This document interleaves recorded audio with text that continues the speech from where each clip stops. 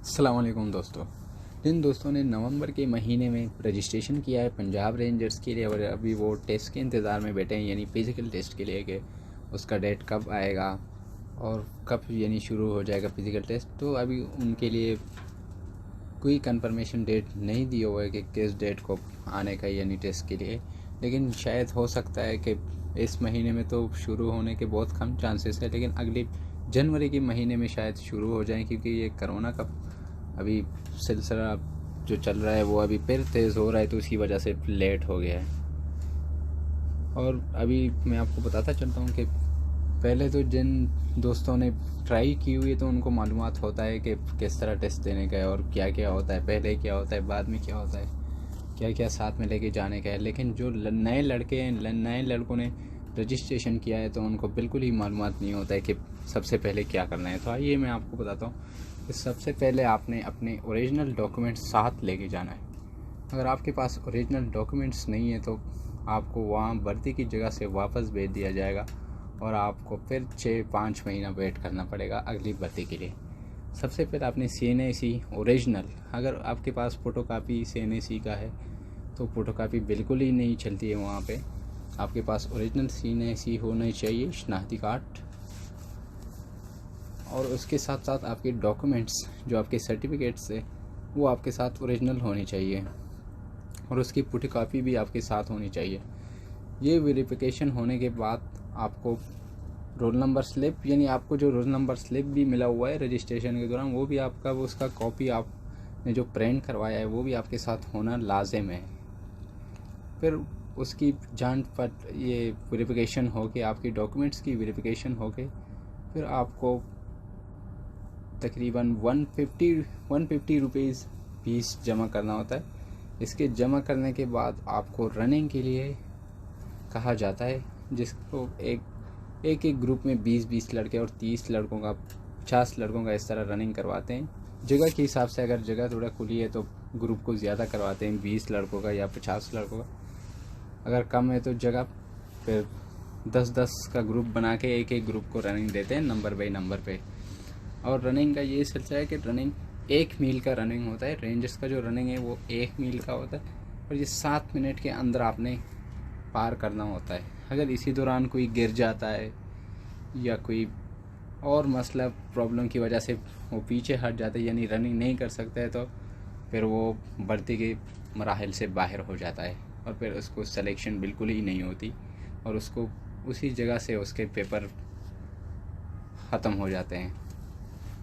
फिर इसके बाद जो लड़के दौड़ने में पास हो जाते हैं उसको अगली दूसरी मरहले के लिए भेज दिया जाता है, यानी उसकी पैमाइश होती है। सबसे पहले आपकी पैमाइश करते हैं, फिर रनिंग के बाद यानी किसी किसी जगह पे तो रनिंग से पहले भी पैमाइश करते हैं, लेकिन किसी किसी जगह पे रनिंग के बाद ही पैमाइश करते हैं। अगर आपकी चेस्ट बराबर है तो आपकी सिलेक्शन हो सकती है। अगर आपकी चेस्ट बराबर नहीं है, कम है, यानी मैक्सिमम जो लेते हैं 33 से ऊपर होनी चाहिए, 33 इंच से ऊपर, इससे कम नहीं होनी चाहिए। और हाइट 5 फीट और 8 से ऊपर होना चाहिए। इससे कम हाइट वाले को तो बिल्कुल ही नहीं सिलेक्शन करते हैं। इसके बाद अगर आप हाइट और चेस्ट पे पूरा उतरते हैं तो आपको पुशअप्स के लिए रेडी करवा देते हैं कि आपने पुशअप्स लगवाना है। पुशअप्स तो वैसे 15 ही रिपीटेशन होती है, 15 या 20 तक, लेकिन उसमें अगर कोई ना लगा सके तो फिर भी कोई बात नहीं है, उसमें से इतना मुश्किल नहीं होता है। लेकिन बस ये हाइट और चेस्ट आपकी बराबर होनी चाहिए।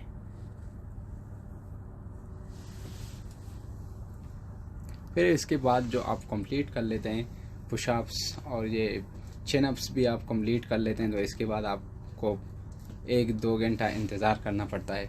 फिर इसके बाद क्योंकि मेडिकल ऑफिसर आती है और वो आपका चेकिंग करती है, कभी कभी डॉक्टर भी आता है, कभी लेडी ऑफिसर भी आती है चेकिंग के लिए। तो फिर नंबर बाई नंबर जो ग्रुप पहले जिसने रनिंग की है उसको पहले नंबर पे, दूसरे, सेकंड, थर्ड, ऐसे नंबर पे सबको बिठाया जाता है। जो पहले जाता है, यानी अगर आप सुबह सवेरे गए हों और आपका पहला नंबर आया तो आप पहले ही मेडिकल करके आप निकल जाएंगे।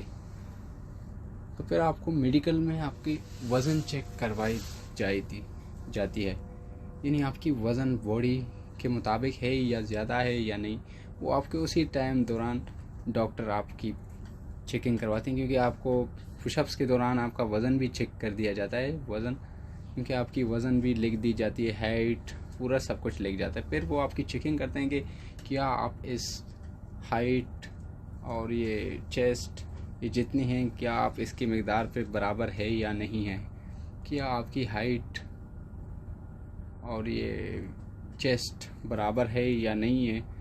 तो फिर वो आपको बताते हैं कि भाई आप में ये कमी है, आपका वज़न ज़्यादा है, आपने इसको इतना कम करना है या ये करने का है। वो आपको फिर उसी जगह पे बता देते हैं कि आपको ये प्रॉब्लम है। अगर नहीं है तो आपको कुछ भी नहीं बताते और फिर आपको बोलते हैं कि आप आगे जाएं। जिसको कुछ प्रॉब्लम होता है तो उसको उसी टाइम सामने ही बोलते हैं कि भाई आपका ये प्रॉब्लम है, आप इसको सॉल्व करते हैं। क्योंकि दिन तो होते हैं दरमियान में, तो आप उसको वज़न किसी का ज़्यादा हो तो वो भी कम कर सकते हैं। फिर इसके बाद जो मेडिकल में आगे निकल जाते हैं, ये नॉर्मल सा मेडिकल होता है, ये यानी पैनल जैसे मेडिकल होता है वो वैसे नहीं होता है, क्योंकि ये तो नॉर्मल सा ही मेडिकल होता है। तो इसमें से इतनी मामूली चेकिंग होती है, ज़्यादा चेकिंग इसमें नहीं होती है, क्योंकि वो पैनल मेडिकल में फिर सब कुछ चेक करवाते हैं, लेकिन इसमें सिर्फ नॉर्मल सा ही चेकिंग होता है। फिर इसमें से जो लड़के पास हो जाते हैं उसको अगले सिलसिले में उसकी डॉक्यूमेंट्स जमा करवाना होता है। यानी आपके पास डाक लिफाफा, जिस पोस्ट ऑफिस, यानी आपने जो पोस्ट ऑफिस से लिया और जिस पे डाक का स्टम्प भी, यानी जो डॉक की टिकट होती है वो भी उस पे से मौजूद हो, आपका पूरा मुकम्मल पता, घर का पता, सब कुछ होना चाहिए, मोबाइल फ़ोन नंबर, वो डाक आपके पास, डाक के 3 लिफाफे पहले से होना चाहिए, ये लाजिम होना चाहिए। और डॉक्यूमेंट्स आपने 2 फोटोकॉपी, डोमिसाइल सर्टिफिकेट, जितने अपनी तालीम, यानी जितनी आपकी क्लासेस, यानी 12वीं 10वीं मैट्रिक का, FAC का, उसके डॉक्यूमेंट्स की 2 फोटोकॉपी साथ में स्टेपलर करके आपने जमा करवाना होता है। और जब आप ये जमा करवा देते हैं तो फिर, और फ़ोटो तस्वीरें भी आपकी होनी चाहिए, 2 तस्वीरें साथ में आपने वही डॉक्यूमेंट्स के साथ ही स्टेपलर करवाते हैं। ये तस्वीरें स्टेपलर करने के बाद आपकी डॉक लिफाफे भी 2 वहाँ पे जमा करवाते हैं, ताकि आपको फिर कॉल लेटर मौसूल हो जाए अगर आप भर्ती के मयार पर पूरा उतरते हैं। इसके बाद आपको एक रोल नंबर स्लिप दिया जाता है, जैसे कि आप लोगों ने देखा होगा कि एक रोल नंबर स्लिप की पर्ची दी जाती है, जिस पे आपका नाम, शनाख्ती कार्ड, फादर का नाम, आपने किस पोस्ट के लिए अप्लाई किया है वो दिया जाता है, और उसका एक रोल नंबर भी होता है, क्योंकि यही रोल नंबर आपके कॉल लेटर के ऊपर आएगा कि हाँ भाई आपकी सिलेक्शन हो गई है। अगर नहीं हुई तो फिर आपको कॉल लेटर नहीं आएगा। तो जो लड़के बिल्कुल सिलेक्शंस की मयार पर पूरा उतरते हैं तो फिर उनको कॉल लेटर मौसूल हो जाती है, और जिनकी किसी की हाइट कम होती है या किसी को और मसला होता है तो उसको फिर कॉल लेटर बिल्कुल ही मौसूल नहीं होती है। तो बस आप ये तैयारी करें, क्योंकि तैयारी पहले से आप करेंगे तो फिर आपको बहुत आसानी होगी। अल्लाह हाफ़िज़।